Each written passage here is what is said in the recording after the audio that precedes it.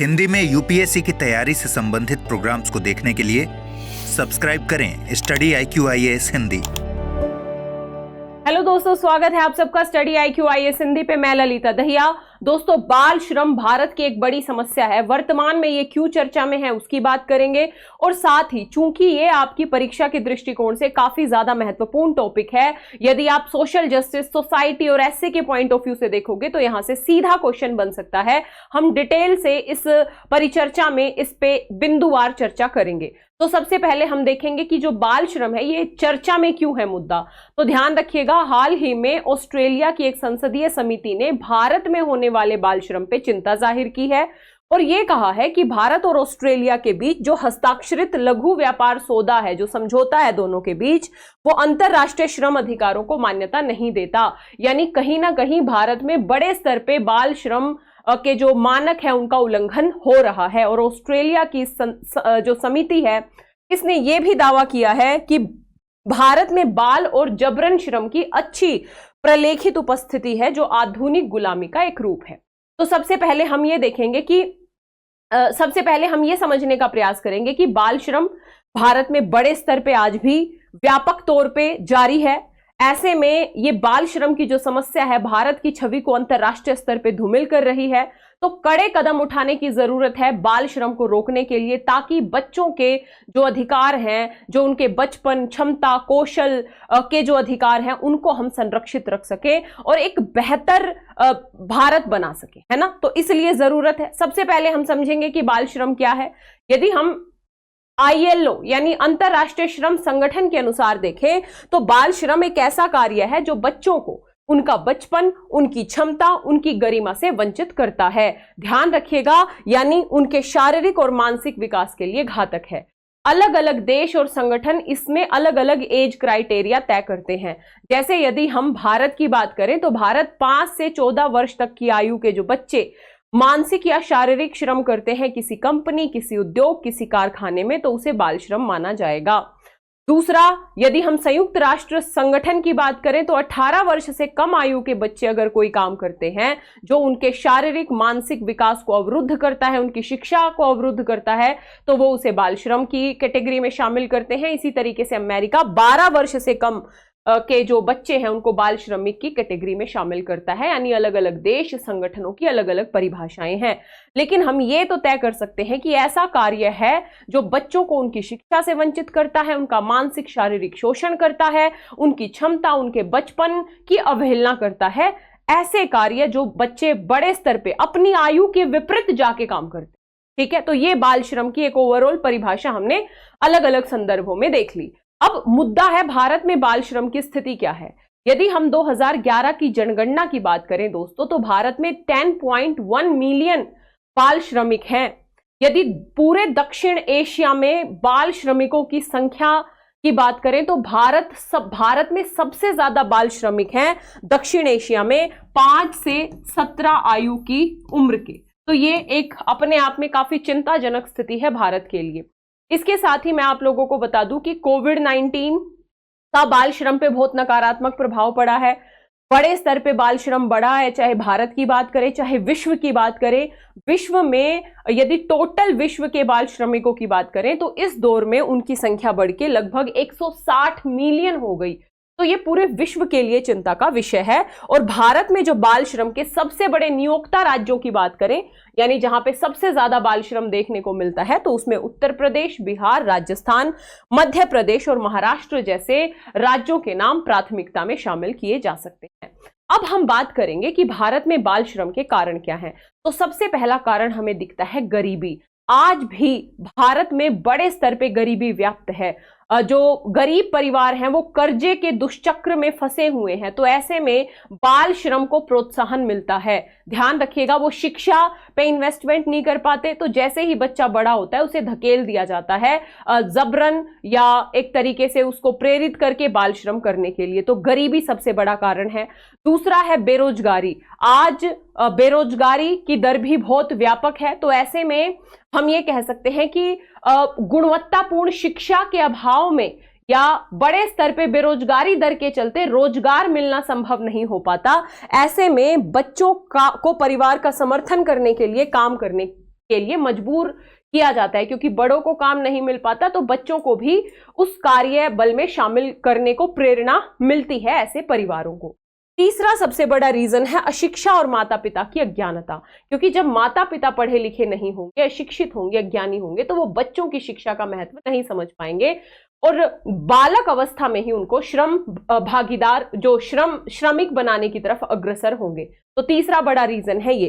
चौथा बड़ा रीजन है गुणवत्तापूर्ण शिक्षा और कौशल प्रशिक्षण तक पहुंच का अभाव। यदि हम राइट टू एजुकेशन की भी बात करें तो राइट टू एजुकेशन प्राथमिक शिक्षा तक ही अधिकार की बात करता है आर्टिकल 21A के तहत, यानी 8वीं से ऊपर जो हायर एजुकेशन है उसकी शिक्षा का अधिकार नहीं दिया गया है। तो ऐसे में 8वीं तक तो बच्चे फिर भी पढ़ लेते हैं, लेकिन उसके बाद जो ड्रॉप आउट है वो बड़ी संख्या में देखने को मिलता है, यानी शिक्षा प्राप्त नहीं कर पाते तो बाल श्रम में शामिल हो जाते हैं। तो चौथा बड़ा कारण है शिक्षा और गुणवत्तापूर्ण प्रशिक्षण का अभाव। यदि हम आगे देखें तो सांस्कृतिक कारक भी डिपेंड करता है कि बड़े स्तर पे सांस्कृतिक कारक भी बाल श्रम को प्रोत्साहित करते हैं। जैसे सुनार का जो बच्चा है वो बचपन से ही सुनार का जो काम है वो सीख लेता है। इसी तरीके से बढ़ई का जो बच्चा है वो बचपन से ही बढ़ईगरी में अपना श्रम करने लगता है। तो सांस्कृतिक कारक भी जिम्मेदार है भारत के संदर्भ में। यदि हम देखें तो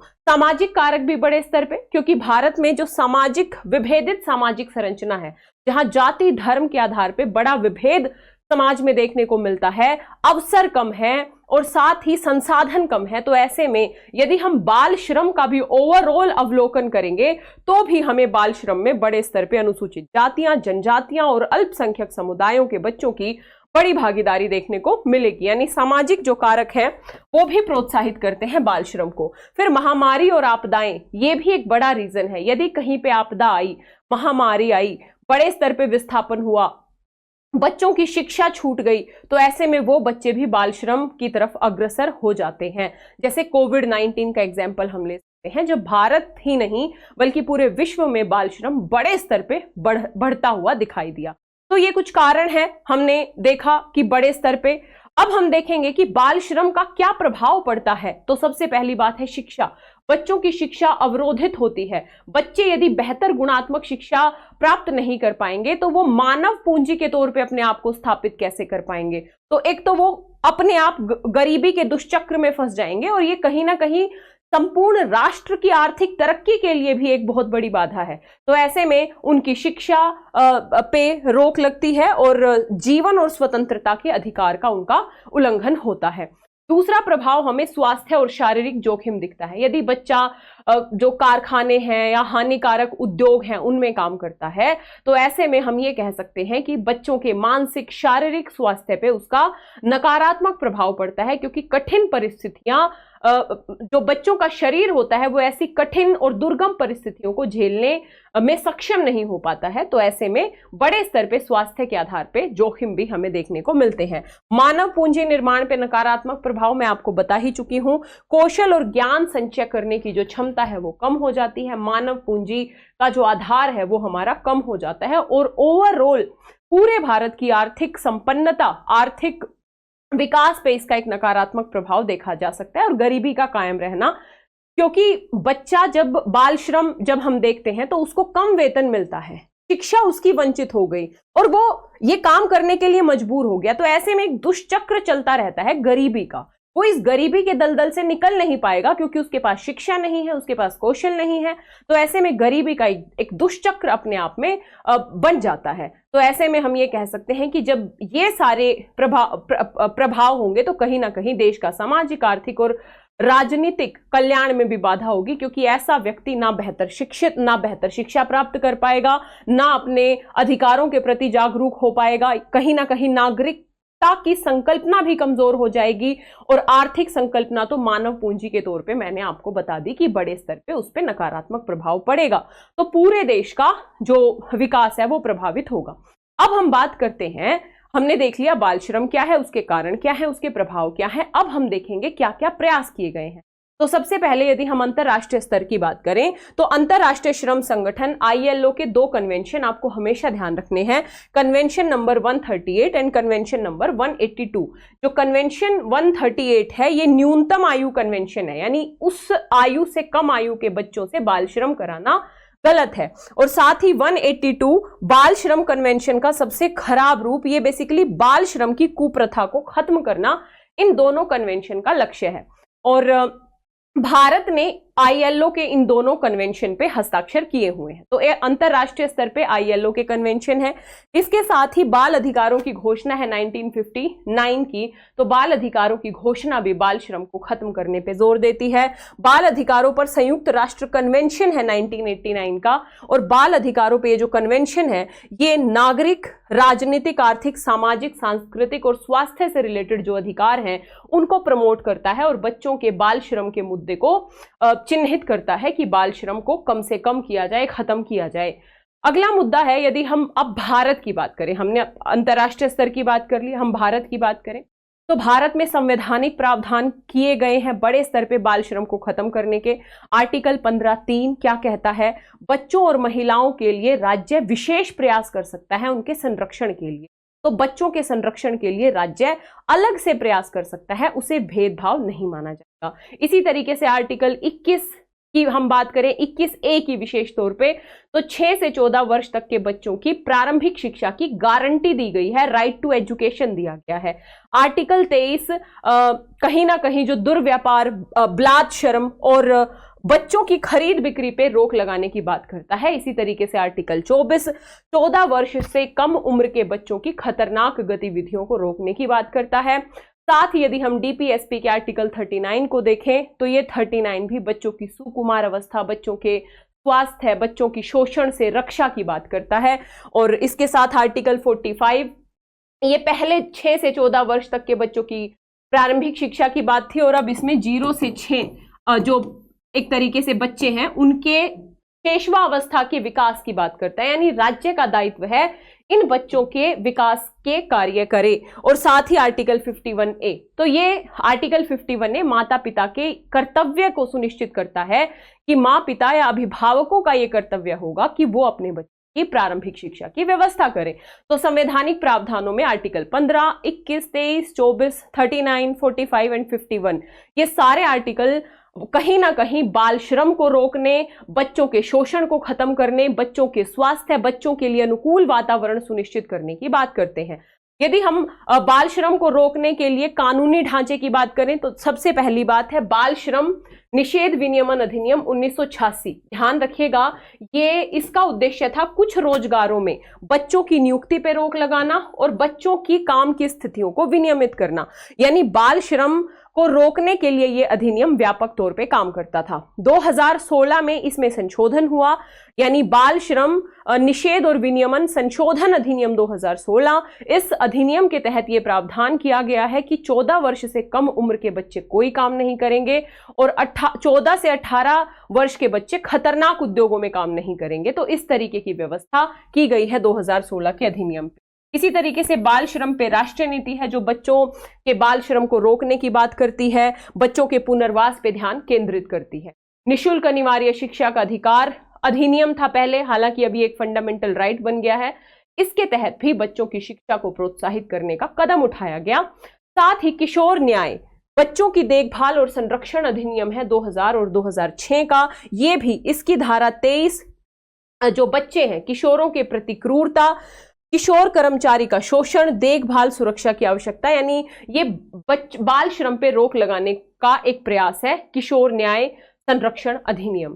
साथ ही बहुत सारी, यानी हमने संवैधानिक प्रयास देखे, हमने वैधानिक प्रयास देखे। अब हम कुछ योजनाओं की बात करेंगे। तो योजनाओं में राष्ट्रीय बाल श्रम परियोजना है। तो राष्ट्रीय बाल श्रम परियोजना ये बेसिकली बाल श्रम को रोकने के लिए साथ ही व्यावसायिक प्रशिक्षण देने के साथ साथ स्कूली शिक्षा को पैरेलल चलाने की बात करती है।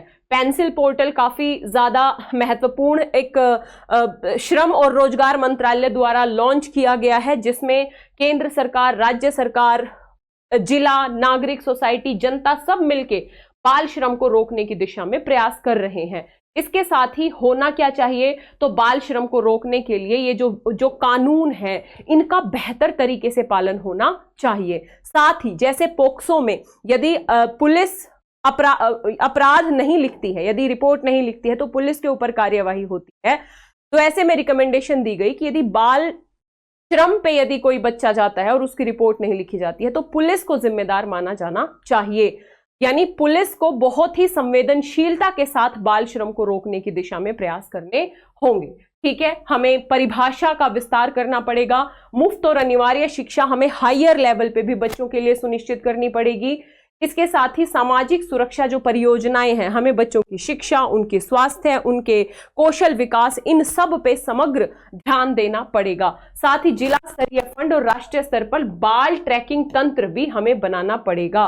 ध्यान रखिएगा, जिससे हम बच्चों के कुशल विकास की तरफ ध्यान दे सकें। साथ ही हमें जागरूकता बढ़ानी पड़ेगी, जैसे बचपन बचाओ आंदोलन, चाइल्ड फंड, केयर इंडिया, तलाश एसोसिएशन, चाइल्ड राइट और यू जैसे गैर सरकारी संगठनों की मदद से जागरूकता, यानी एनजीओ, सिविल सोसाइटी, जनता, सबको कदम उठाने पड़ेंगे बाल श्रम को रोकने के लिए। आपको भी कदम उठाने पड़ेंगे, केवल सरकार के बस का नहीं है, क्योंकि बाल श्रम भारत की ओवरऑल अंतर्राष्ट्रीय छवि पे एक धब्बा है और इस अंतर्राष्ट्रीय छवि पे धब्बा होने के साथ साथ लाखों करोड़ों बच्चों के अधिकारों का उल्लंघन है, उनके बचपन का उल्लंघन है, जो कि बड़े स्तर पे बच्चों के शोषण, बच्चों के जो उन्नति के मार्ग है उनको अवरुद्ध करता है। तो मिलके बाल श्रम को दूर करने के प्रयास करने पड़ेंगे। हालांकि फिलहाल वर्तमान में ये एक चिंतनीय स्थिति है जिसको दूर करने के लिए हमें सामूहिक कदम उठाने की जरूरत है। तो ये एक संक्षिप्त परिचर्चा थी जो आपके एग्जाम के पॉइंट ऑफ व्यू से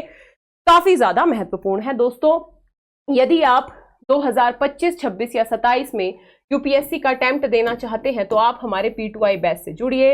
आज लास्ट डेट है 9 मई इस बैच में एडमिशन लेने की। अगर एडमिशन लेना है तो स्टडी IQ की ऐप या वेबसाइट पे जाइए, LD लाइव कोड का प्रयोग करके मात्र 27,999 में आपको ये बैच मिल जाएगा। ध्यान रखिएगा, PT मेंस इंटरव्यू तीनों स्तर की प्रिपरेशन फाउंडेशन बैच है जिसमें बेसिक से एडवांस लेवल संपूर्ण प्रिपरेशन कराई जाएगी। साथ ही यदि आप इतिहास या PSIR वैकल्पिक विषयों में से कोई भी एक पढ़ना चाहते हैं तो ये दोनों शुरू हो चुके हैं। 6 मई से 14,999 में आप एडमिशन ले सकते हैं। एडमिशन लेने के लिए डिस्क्रिप्शन बॉक्स में लिंक दिया होगा, LD लाइव कोड का प्रयोग करके एडमिशन ले सकते हैं। आप मुझे मेरे Telegram channel, Instagram, Facebook page पे फॉलो कर सकते हैं। तो आशा करती हूँ ये परिचर्चा आपको अच्छी लगी होगी। इसी तरीके की परिचर्चा से जुड़ने के लिए जुड़े स्टडी IQ IAS हिंदी से। आपके क्या विचार हैं बाल श्रम को रोकने के और क्या प्रयास होने चाहिए, कमेंट बॉक्स में जरूर बताइएगा। वीडियो को लाइक, शेयर और चैनल को सब्सक्राइब जरूर करें। मिलेंगे अगली परिचर्चा में, तब तक के लिए जय हिंद, जय Bharat. Thank you so much. Hindi में यूपीएससी की तैयारी से संबंधित प्रोग्राम्स को देखने के लिए सब्सक्राइब करें स्टडी IQ IAS हिंदी।